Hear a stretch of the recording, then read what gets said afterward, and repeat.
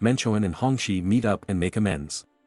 They analyze the suicide cases from 1958 to 2023 and discover that they are all connected. The detectives split up to gather more information. Sanyang goes to an eye doctor and learns that she has the same rare eye disease as her father, Kang Mu. Unfortunately, there is no cure for the disease, and Sanyang will likely lose her vision within a year. However, the doctor mentions that he saw Kang Mu a year ago and noticed that he still had his sight. Most patients with this disease go blind, but Kang Mu didn't. Sanyang realizes that her father didn't go blind because he was possessed by the evil spirit.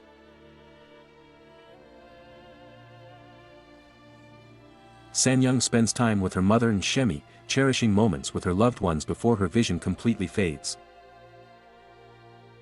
When she wakes up, she finds a picture of Wu Jin on the table. Meanwhile, Haesang goes to Baekshigol and summons the dark ghost by smearing his blood on the North Jangsung, a wooden totem pole. The village leader calls Sanyang and asks for her help with Haesang. Sanyang can now see ghosts without needing a mirror. She watches as the room where Haesang is in a trance becomes covered in a dark shadow. The village lady tells her that Haesang's death is approaching as the dark ghost will soon take over him. Sanyang realizes that to save him, she must stay in the light. She takes Haesang in her car and drives towards the east, hoping that the rising sun will save him.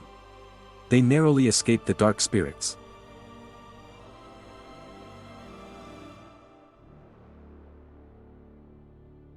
Sanyang confronts Haesang and tells him that although she knows he's not to blame, she finds it hard to forgive him.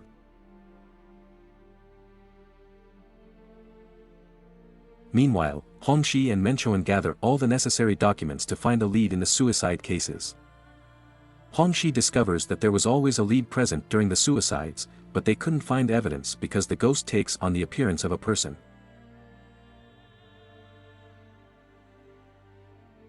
When Menchoan finds crucial data, he calls Haesang.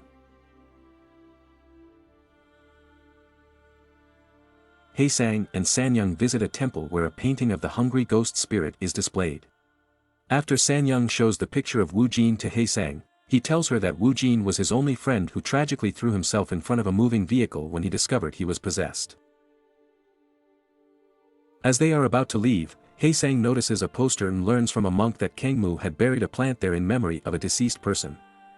Haesang explains to Sanyang that to stop the evil spirit, they need to bury the objects at the locations where the evil spirit caused deaths. That's why the buried objects were found at those places. The duo starts digging in the area where the plant was buried and uncovers another object related to the evil spirit. If they can find the remaining two objects, they might have a way to end the evil spirit. Sanyang questions Haesang about why her father was killed if he was trying to find the objects and end the spirit. Haesang is puzzled but suggests that they need to find something that both his mother and her father missed. Suddenly, Sanyang goes into a trance and realizes that there will be another victim. Haesang calls Menchoan and warns him not to open the door no matter who knocks. Menchoan agrees and only allows Hongxi to enter. When they hear Haesang's voice, Menchoan lets Hongxi open the door and they find a possessed Sanyang smiling wickedly at them.